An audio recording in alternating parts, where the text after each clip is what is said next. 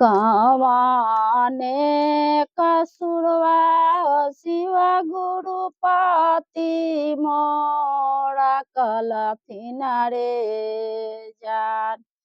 जानपति मोरा कलथिन रे जान।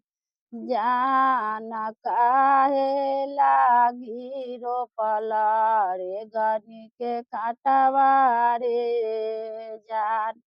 जान काहे लागी रोपल रे गनी के काटवा रे जान।